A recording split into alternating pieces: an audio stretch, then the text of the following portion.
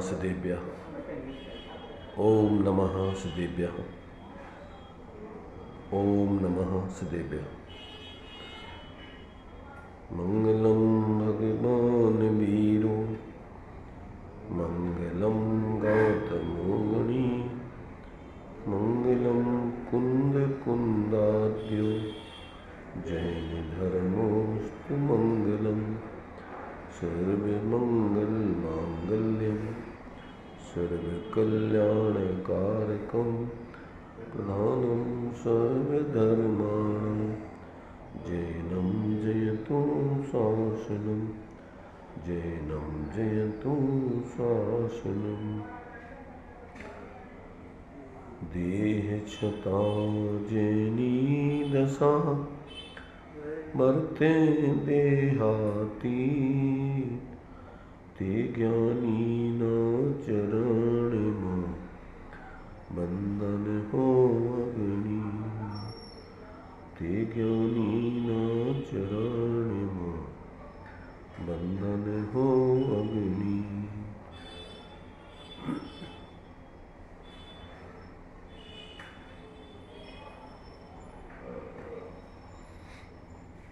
चर्चा अपनी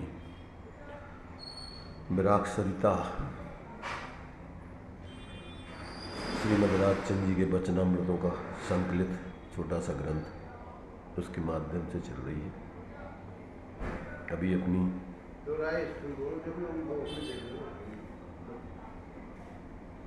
174 तक की वचनों की चर्चा हो चुकी थी। इसके आगे के वचनों की चर्चा अपन यहाँ पर विचार करते हैं।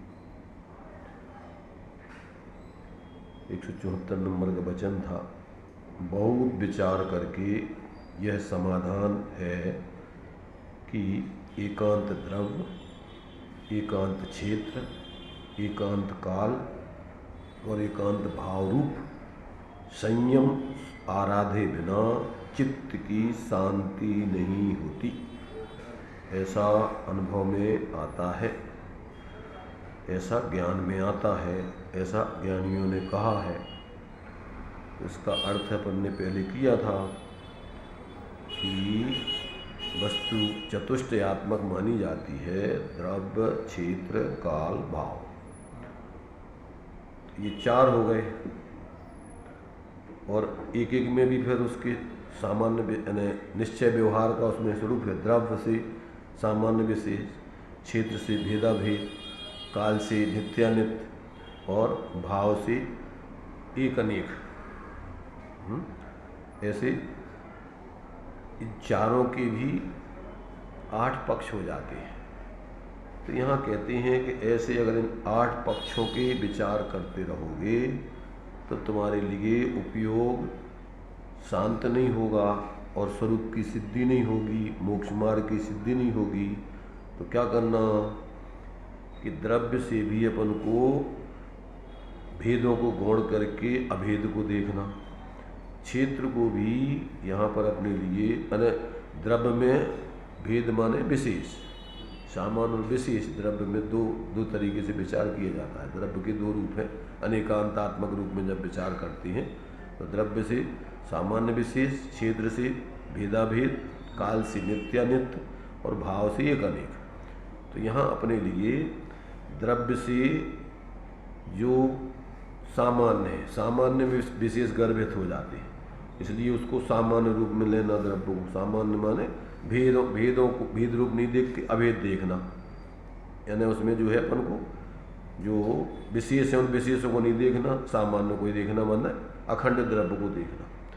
क्षेत्र में भी अपन को जो अपने लिए भेदाभेद, व्यवहार के भेद, असंख्यात प्रदेश आदि कहे जाते हैं, तो कहते हैं वो व्यवहार वहाँ खड़ा नहीं करना।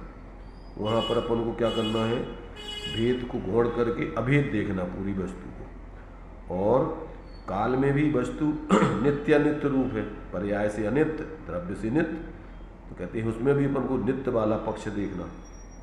और भाव से भी एक अनेक, क्योंकि आत्मा में गुण धर्म अनेक हैं, यानी अनंत हैं, तो उनमें भी अपन को भेदों का, यानी इसका जो है भाव का जो है अनेक पक्ष गुण करके उसमें द्रव्य रूप से एक देखना। उसमें उन सारे अनंत गुणात्मक धर्मात्मक एक धर्मी देखना, अनंत गुणों की मूर्ति एक गुणी देखना, और फिर ये 4 पक्ष हो गए। तो वो 4 तो अपने लिए समझने के लिए हैं, उनमें भी अपन को जो द्रव्य से सामान्य है, वही क्षेत्र से अभेद है, वही काल से नित्य है, और वही भाव से एक रूप है। तो उन सब में एक देखिए जानिए, रम रहिए एक ठौर, समल अमल न विचारिए। तो उसमें ये सारे उसके भेद, जितने भी उसके व्यवहार के पक्ष हैं, सद्भुत व्यवहार के, वे सब उसमें गर्भित हो जाते हैं। जब अपन अखंड भारत को देखेंगे तो उसमें भारत का सारा क्षेत्रफल, उसकी जो प्रॉपर्टी, उसकी जनसंख्या आदि आदि सब कुछ एक अखंड भारत में गर्भित हो जाता है। ऐसे ही अपन को यहाँ पर भी आत्मा को जो अपन क्या है अनुभव करना है, तो ये सारे के सारे व्यवहार के पक्षों को मोड़ करके उस अभेद में, एक में, नित्य में, सामान्य में वस्तु को देखना, जो टोडरमल जी ने दिया है। अमूर्तिक प्रदेशों का पुंज, प्रसिद्ध ज्ञानादि गुणों का धारी, अनादि निधन वस्तु आप। तो एक वस्तु ऐसी आप वस्तु को देखना, उसमें इस चारों चीज़ें सब गर्भित हैं, जुड़ी हुई हैं, उसमें सम्मिलित मानना चाहिए, तो इसको अलग नहीं करना। सामान सब तरफ से अखंड ही देखना है, चाहे द्रव्य 4 तो ये अपने लिए समझने के लिए हैं। जब किसी वस्तु को समझा जाता है तो 3 पक्ष होते हैं, लंबाई, चौड़ाई, मोटाई। तो जो टोडरमल जी ने लिखा है कि अपने लिए अमूर्तिक प्रदेशों का पुंज, ये हो गई उसकी चौड़ाई, और अमूर्तिक प्रदेशों का पुंज, प्रसिद्ध ज्ञानादि गुणों का धारी, ये हो गई उसकी मोटाई। क्या भरा हुआ है? अनंत गुण धर्म भरे उसमें। ये इस प्रकार से वस्तु है। और कैसी है? अनादि अनादि अनंत। तो अनादि अनंत है, मतलब जितनी पर्याय अनादि काल से हो रही हैं, जितनी अनंत काल तक होंगी, उनमें एक वस्तु अभेद अनवय रूप से व्याप रही। तो ऐसी अपन को उसकी लंबाई है, अनादि से अनंत ये लंबाई है, और असंख्यात प्रदेश वाली चौड़ाई है, अनंत गुण धर्म वाली मोटाई है। ऐसा आप, ऐसी वस्तु आत्मा पूरी है, अखंड। ऐसा अपन को यहाँ पर कि जब तक व्यक्ति इस प्रकार से कहते हैं कि सब में एकांत, एकांत माने सब में अभेद, जब तक नहीं देखेगा इन चारों में, तब तक कहते हैं उसके आश्रय, उसके माने ऐसे अभेद का आश्रय किए बिना ऐसा संयम माने मोक्ष मार्ग स्वरूप की सिद्धि नहीं होती। संयम माने स्वरूप में स्थिरता नहीं होती। तो कहते इसके बिना चित्त की शांति नहीं, और चित्त की शांति के बिना आत्मा के मोक्ष मार्ग की सिद्धि नहीं, जीवन में सुख नहीं। इसलिए अपन को जब तक जीव ऐसा अपने स्वरूप को नहीं देखेगा, तब तक जीवन में उसके मोक्ष मार्ग की सिद्धि नहीं होती, सुख शांति की प्राप्ति नहीं होती। ऐसा ही कहते हैं, हम ऐसा जानते हैं, अनुभव करते हैं। इसलिए उनका एक वाक्य है कि वस्तु भले ही व्यवहार से अनंत धर्मात्मक है, पर उसमें से कहते हैं अनंत अनेकांत पण सम्यक एकांत एवं निजपदनी प्राप्ति सिवाय अन्य हेतु के उपकारी नहीं। जो अनेकांत है, जो उसमें अनंत गुण धर्म आदि हैं, अगर उसमें से तुम अभेद एक वस्तु की सिद्धि नहीं कर पाए, तो कहते वो अनेकांत तुम्हारे लिए कोई काम का नहीं है, उससे तुम्हारा कोई कल्याण नहीं होगा। चलिए अब इसमें जो है, अब उसको देखो, इसमें भी अनेकांत है। आचार्य कहते हैं अनेकांत में भी अनेकांत है, उसमें भी एकांत नहीं लगाना, माने उसमें ये सम्यक एकांत गर्भित है। अनेकांत में सम्यक एकांत गर्भित समझना, अनेकांत को भी सर्वथा अनेकांत रूप भी नहीं समझना। हाँ, ऐसा जो है उसमें अनेकांतोपि अनेकांता, ऐसा जो है सूत्र उनका जो है आचार्य समंत्र भद्र का कारिका है। इस प्रकार से 174 नंबर का ये वचन अपन ने पहले समझा था। अब आगे 175 सम्य, हाँ, ये प्रमाण ज्ञान के अंतर्गत आते हैं दोनों। मिथ्यानेकांत और मिथ्या एकांत, ये सब मिथ्या ज्ञान के अंतर्गत आते हैं। मिथ्यानेकांत में सबको अलग अलग करके अलग अलग ग्रहण करना, इनको अभेद वस्तु में नहीं देखना, उन सारे पक्षों को अलग अलग ही वस्तु मान लेना, तो वो भी मिथ्या, तुम्हारा मिथ्या एकांत है। और उन मिथ्या एकांतों का समूह अगर कर लो कि इन सारे ऐसी इसको इकट्ठा कर लो तो अनेकांतात्मक वस्तु बन जाएगी। ऐसा नहीं बनती वस्तु। वस्तु तो अखंड है, पर उसको उसके अंशों की दृष्टि से देखो अभेद वस्तु को, तो वो सम्यक एकांत बनता है। और वस्तु अलग अलग धर्मों से एक एक वस्तु को ही पूरी अलग अलग मान लो, या उस अंशों को सर्वथा वस्तु अभेद वस्तु से अलग ही मान लो, तो वो तुम्हारा सम्यक एकांत नहीं बनता है। चलिए 175 नंबर का जो है ये वचन है। मैं ऐसा जानता हूँ कि अनंत काल से अप्राप्तवत ऐसा आत्मस्वरूप केवल ज्ञान केवल दर्शन स्वरूप से अंतर्मुहूर्त में उत्पन्न किया है, तो फिर वर्ष 6 मास में इतना यह व्यवहार कैसे निवृत्त नहीं हो सकता? क्या अर्थ हुआ? ये जो है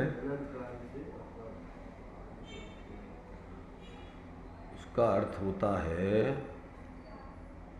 कि आत्मा तो है, इसलिए क्या लिखा? अप्राप्त नहीं, अप्राप्त बत। मानो कि तुम्हारे लिए आत्मा प्राप्त है ही नहीं। जैसे सर्वज्ञ भगवान भूत भविष्य की पर्याय वर्तमान वत जानते हैं, तो वर्तमान वत माने जैसे वर्तमान की पर्याय दिख रही है वैसी वो भूत भविष्य की पर्याय सब दिखती है। इसका नाम है वर्तमान रूप नहीं, वर्तमान वत, वर्तमान के समान दिख रही है। जैसे वर्तमान की पर्याय आपको स्पष्ट दिखती है, ऐसे ही उनको सब भूत भविष्य की पर्याय उनके ज्ञान में सब स्पष्ट भाषित होती है। संदिग्ध रूप में नहीं, किसी भ्रम रूप में नहीं, स्पष्ट रूप से मिलती है। तो जैसे वो अपन उसको वर्तमान वत, ऐसे ही क्या है कि मैं ऐसा मानता हूं कि अनंत काल से अप्राप्त वत, अप्राप्त नहीं है, तो इसलिए प्राप्त की प्राप्ति बोलते हैं कि आत्मा तो अनादिकाल से द्रव्य से है ही, पर पर्याय में आज तक उसका अनुभव नहीं हुआ, तो कहते अप्राप्त वत। मैंने मान लो कि आत्मा है नहीं, तुम्हारे पास लाखों करोड़ों का धन गड़ा हुआ है, तब तुम्हें पता ही नहीं है उसका, तो कैसा है वो? अप्राप्त वत। तुम्हारे पास है ही नहीं धन संपत्ति, ऐसे हो तुम भिखारी हो, तुम कंगाल हो, तो भीख मांग रहे, क्यों कि तुम्हें पता ही नहीं है। ऐसी स्थिति आत्मा की है अभी अज्ञान दशा में। तो मैं ऐसा जानता हूं कि अनंत काल से अप्राप्त वत ऐसा आत्मस्वरूप केवल ज्ञान केवल दर्शन स्वरूप से अंतर्मुहूर्त में उत्पन्न किया है। ज्ञानी पुरुषार्थी जीवों ने अंतर्मुहूर्त में ऐसे अपने उस अप्राप्त वत स्वरूप को अंतर्मुहूर्त में केवल ज्ञान केवल दर्शन रूप से प्राप्त किया है, अर्थात सर्वज्ञ दशा प्राप्त कर ली उन्होंने। तो कहते हैं तुम्हारे लिए उस आत्मा की कहते हैं उपलब्धि करने के लिए किया है, तो फिर तुम्हें साल 6 महीना में, वर्ष 6 लिखा ना, तो अपन लोगों कहते साल 6 महीना में तो कर ही लेंगे, तो कहते तुम्हें साल 6 महीना में इतना यह व्यवहार कैसे निर्वृत्त नहीं हो सकेगा कि जिससे तुम्हें स्वरूप की उपलब्धि अनुभूति हो जाए, इतना तुम नहीं कर पाओगे। ये अपन लिखा कि 6 महीना अभ्यास करो कोई कला से ना,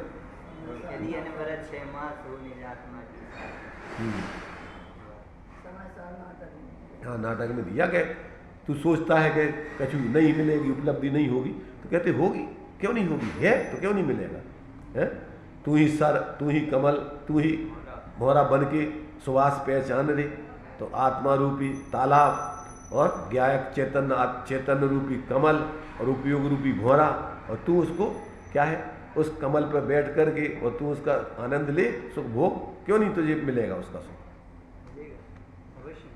इसलिए कहते हैं कि तू जब ऐसा किया गया है तो कहते हैं अंतर्मुहूर्त में तो तेरे लिए साल 6 महीने में तू ये काम स्वरूप की प्राप्ति नहीं कर पाएगा, इतना व्यवहार निर्वृत्त करके अपने स्वरूप की उपलब्धि नहीं कर पाएगा। इसमें क्या कठिनाई है तुझे, ये कह रही है। इसलिए मैंने एक एक वचन में इनने पूरे आगम को उड़ेल करके सरल भाषा में अपने शब्दों में लोगों को समझाने के लिए सब वचन लिखे हुए हैं। अब उसमें समझने वाले समझ लें तो उनकी भ्रांति दूर हो जाए, जीवन में शांति उपलब्ध हो, शांति आ जाए। 176 नंबर का वचन है। विषयार्थपने से मूर्ता को प्राप्त विचार शक्ति वाले जीव को आत्मा का नित्यपना भाषित नहीं होता, वह यथार्थ है, क्योंकि अनित्य ऐसे विषय में आत्मबुद्धि होने से अपना भी अनित्यपना भाषित होता है। अपन लोग जब गाड़ी में बैठे हो तो सारे पेड़ दौड़ते हुए दिखाई देते हैं, देखे कभी क्या? अपन चल रहे हैं लेकिन ऐसा लगता है कोई चल वो पीछे जा रहा है। अरे ट्रेन खड़ी हो हाँ, और अपन अगर सुनो अपन खड़ी हुए और दूसरी ट्रेन जा रही हो तो अपन को कैसे लगा था? जैसे अपनी ट्रेन दौड़ रही हो, तो उल्टा उल्टा लगता है। अच्छा, जैसे मान लीजिए कि कोई बच्चा है ना, तो अपन पहले उसको खूब जोर से घुमा देते और फिर खड़ा कर देते,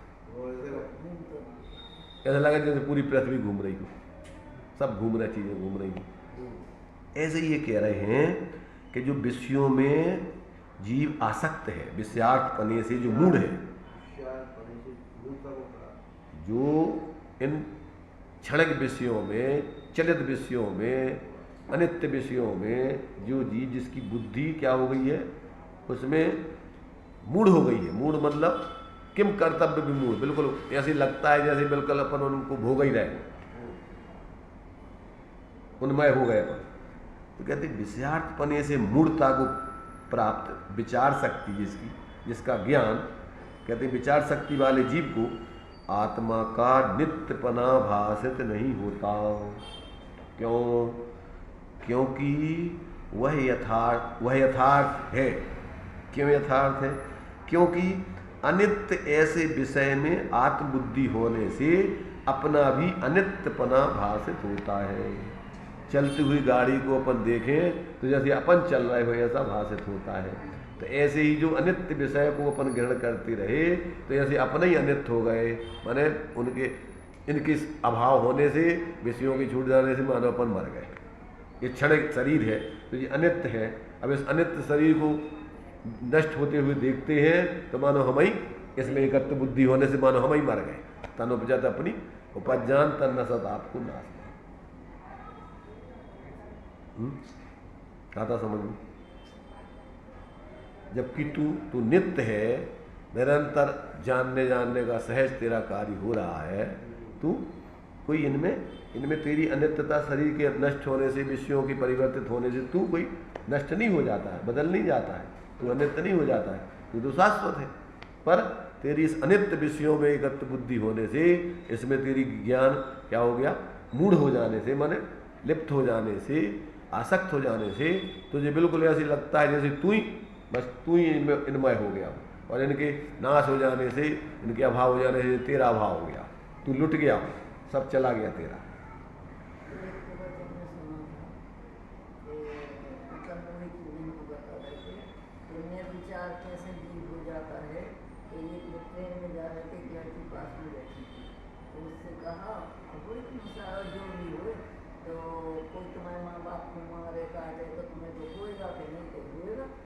तुम्हें मारे काटे तो बराबर हो, क्यों नहीं हो?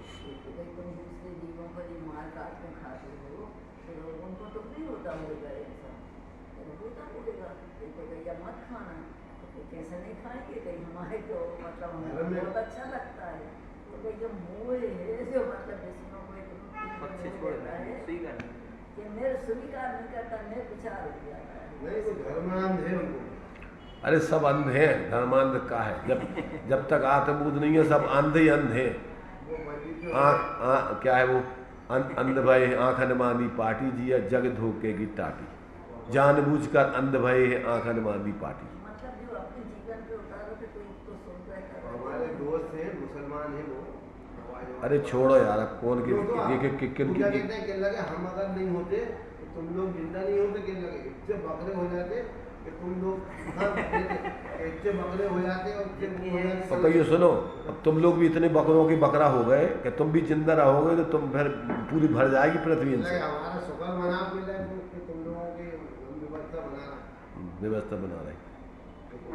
जय तो तुम्हारे हिम्मत लाल कुठारी नहीं था तो कुतार के हम देश की सेवा कर रहे हैं, बूढ़े बूढ़े पुराने जानवरों को, बैलों को, गैयों को, भैंसों को काट के, यही उन्होंने दिया था। हाँ, ये कुतर के दिया था। तो फिर उकेला ने दूसरे तुम्हारे अभय कुमार जी आए थे अभय बरुआ सागर के, उनने पत्र लिखा था कि तेरे बाप मताई भी बूढ़े हो जाएंगे तो उनको भी ऐसे ही करना तू। क्यों? कह भी कोई काम के नहीं रहे ना आप, ये दुनिया जो है जिनका आप कोई काम नहीं है तो वो इस पृथ्वी पे काम में आ जाए, इसलिए उनको मरवाते।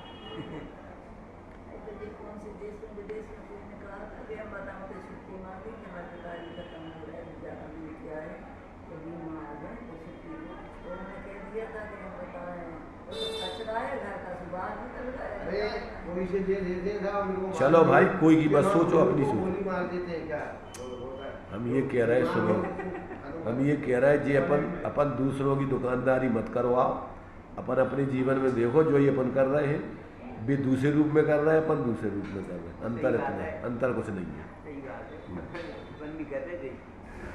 स्वाध्याय अपन दूसरों के लक्ष्य से मत करो, अपन अपने जीवन पे घटित करो कि अपन कर रहे 24 घंटा। और ये तो तुम्हें बता रहे कि विषयार्थ क्या आ जाओ, और तुम्हारे से बनारसी दास जी ने सप्त व्यसनों में का दो है, मांस खाओ काय को, एक ही मगनता जो ये देह में तो मूर्छित होके जी रहे हो, यही में जो है अपने को यही मान रहे, तो का मांस खा रहे तुम 24 घंटा। सब यही माँ और बुद्धि को परखो। तो अपन क्या है कि ये सारी चीज़ें दूसरों पे घटित कर करके संतुष्ट हो जाते और अपन सोचते अपन सब समझ रहे हैं।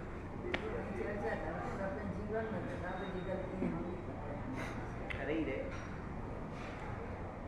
ओम नमः सिद्धेभ्य।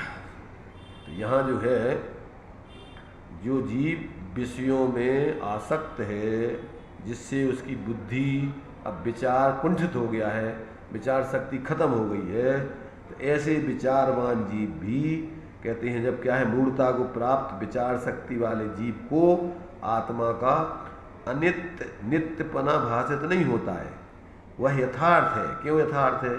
क्योंकि अनित्य ऐसे विषय में आत्मबुद्धि होने से अपना भी अनित्यपना ही भाषित होता है।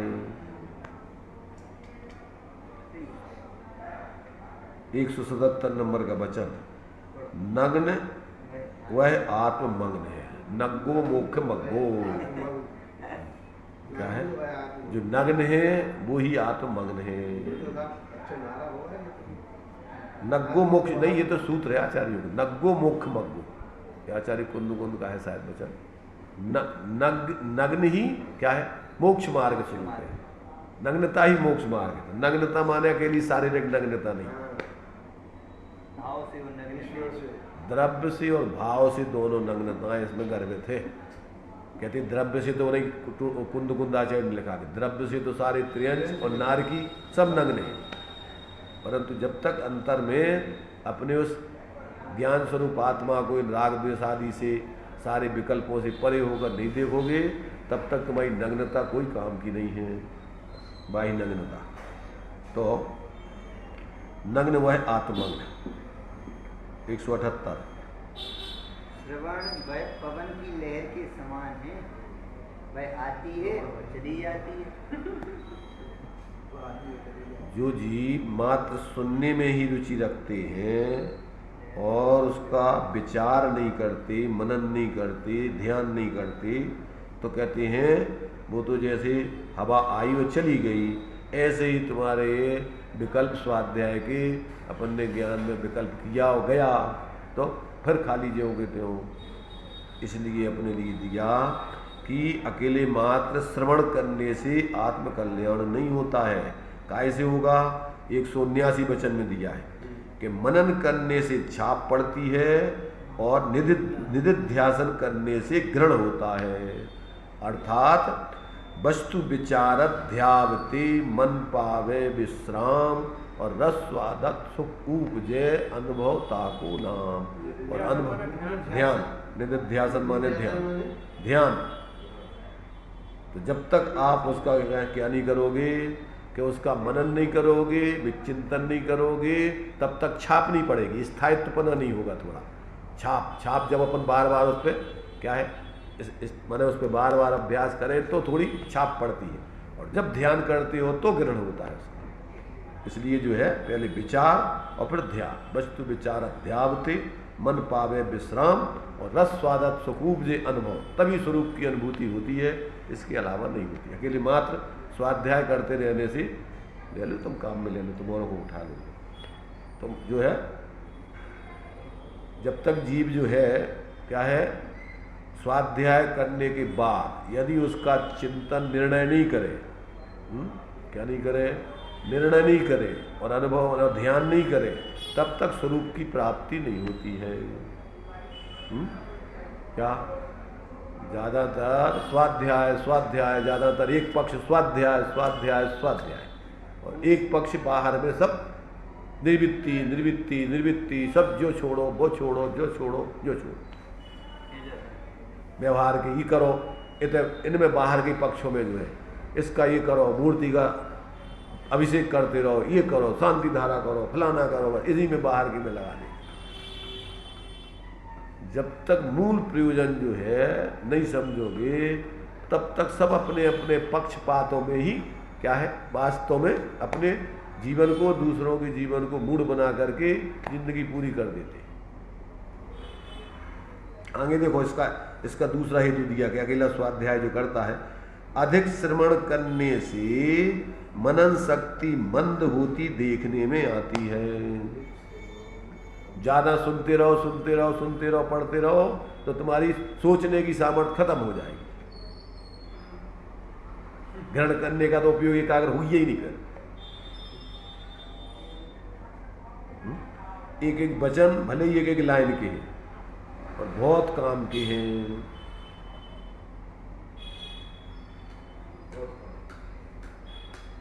व्यक्ति को क्या पड़ जाता है, एक व्यसन सा, कोई भी बाहर का व्यसन कर लेता है अकेला, बस उसमें ही बस एक बार आदत पड़ जाए, फिर उनके बिना चैन नहीं पड़ा। जैसे व्यसन से नहीं पड़ती, माने भाई आगे बढ़ने का काम है। इसलिए जो ये वचन है, लोग उसके अर्थ तो समझते नहीं है और रट करके बोलने लगते हैं। हूँ परमात्मा छू एम नक्की कर, पूरे आगे नहीं चलता, बस एम निर्णय कर, एम निर्णय कर, एम नक्की कर और आगे एम अनुभव कर। तो बस अकेले बोल वो सीख लो, समझो हाँ मैं तो भगवान आत्मा। अरे बोलना नहीं था, ये काय के लिए था, ये तो अनुभव करने के लिए था। और तूने इनने छल्लक धर्मदास जी ने लिखा है कि ज्ञानियों की कही कहेगा तो संसार में गजब के धक्के खाएगा, और ज्ञानियों की कही जिएगा तो संसार से पार हो जाएगा। ज्ञानियों की कही कहेगा तो अकेली मात्र कह करके और बस संतुष्ट हो गया। ज्ञानियों ने जो कहा है तू परमात्मा है, तो कहा मैं परमात्मा हूं, बस हो गया। तो बहुत भटकोगे बेटा, अभी तो उनने तो अनुभव करके कही और तुम उनको देख के वही तो खिला रहे दृष्टांत वो कुत्ता को के ठाकुर साहब की हवेली में कुत्ता पला था। रात्रि में चोर आए तो चोरों को देख करके वो कुत्ता भौंकने लगा, तो गांव के सारे कुत्ते भौंकने लगे। उन कुत्तों से पूछो गांव के क्यों भौंक रहे हो भाई तुम, क्या कहेंगे वो, हमारा वो साथी वो भौंक रहा है इसलिए हम भौंक रहे हैं। ऐसे ही ज्ञानी जो बोल रहे हैं और तुम भौंकने लग गए। वो कुत्ता तो मालिक की रक्षा के लिए भौंक दिया था। अरे बातें मत करो तुम, जो उसका दृष्टांत समझो, लंबा मत उसको, तो मालिक की रक्षा मक्षा एक तरफ रखो। उसको कुछ दिख रहा है इसलिए भौंक रहा है वो। तुम्हें क्या दिख रहा है, तुम्हें भौंकना सुनाई दे रहा है और तुम भौंकना सुन करके तुम भौंकने लग गए। तो उनको तो अपना स्वरूप दिख रहा है। जिन ज्ञानियों ने कहा है कि मैं परमात्मा हूँ, सब परमात्मा है, तो उनको तो दिख रहा है अपना स्वरूप। पर तुझे क्या दिख रहा है, उन्होंने स्वामी जी ने कही, अरे फलाने ने कही, कुंद आचार्य ने कही, भगवान महावीर स्वामी ने कही, सब कही, पर उनने कैसी कही, उनने कहा दूसरों को देख के कही कि उनने अपने को देख के कही। इसलिए मात्र अकेले ज्ञानियों के पक्ष ले लो, और ज्ञानियों ने जिसका पक्ष लेने को कहा है, आश्रय करने को कहा है, उसका पक्ष नहीं लो, आश्रय नहीं करो, हो गए बस सांप्रदायिक व्यक्ति, तो व्यक्तिवादी व्यक्ति। बस हम तो उनके भक्त। इसलिए ये लोग क्यों फिर आपस में संप्रदाय मानते हैं, ये फलाने गड़िया है, ये फलाने गड़िया है, ये तय के हैं, ये तय के हैं। क्यों कि अपन जीवन में जिए तो अपन को सब जीवों में फिर अपन ऐसा पक्ष ही नहीं लिए। अपन तो यथार्थ सम्यक जिए और सबके संग मैत्री व्यवहार करें, मैत्री भाव जगत में यथायुग सबके साथ, गुणीजनों के प्रति विशेष बहुमान, दीन दुखी के प्रति करुणा भाव, उनसे जो जो तीव्र कसाई विपरीत बुद्धि उनसे मध्यस्थ भाव। अरे भाई तुम इधर बैठे हो तो चले जाओ, या तो इधर चले जाओ, यहाँ पे यहाँ से बैठो मत, इधर बैठो सामने, तुम इधर आओ, उधर उठ के दे आओ, सामने बैठो थे, इधर बैठो सामने बैठे, सुनो ध्यान से।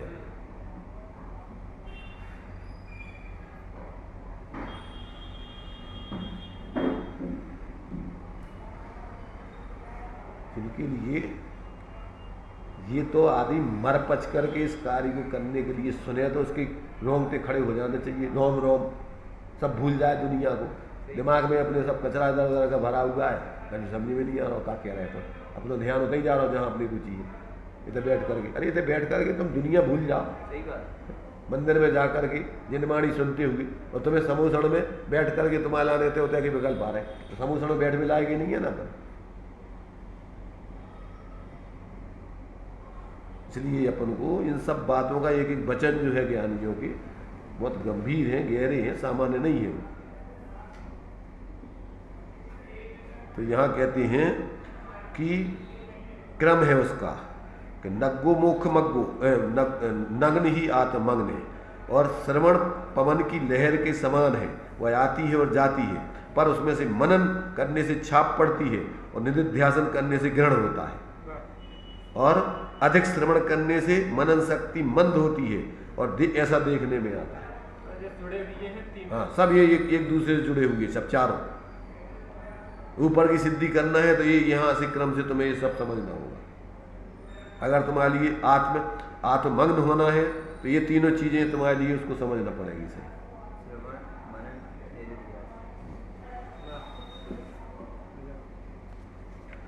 इस प्रकार से ये तुम्हारे एक एक वचन जो है इसमें अपने लिए बहुत ही महत्वपूर्ण है। इस प्रकार से अपन को 180 तक का जो है अपना यहाँ पर जो है चिंतन मनन हो गया है। अब आगे अपन देखेंगे, अभी अपना टाइम हो गया।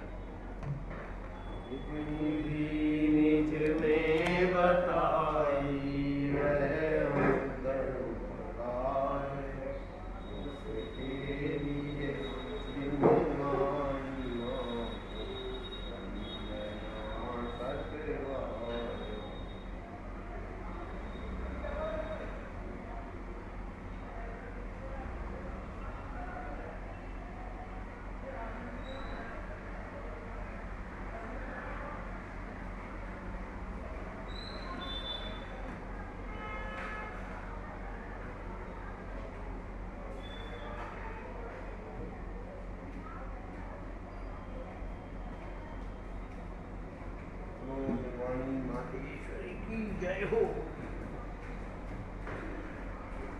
अरे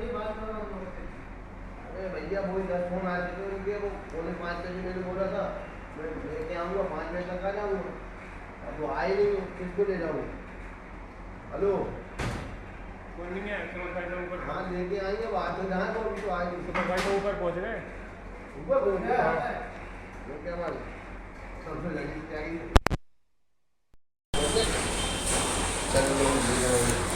चलो